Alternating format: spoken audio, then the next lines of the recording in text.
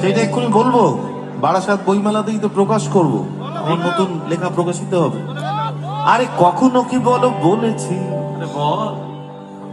আরে কখনো কি বলো বলেছি, তুমি অমুকের পাশে বসো না, তুমি অমুকের পাশে বসো না।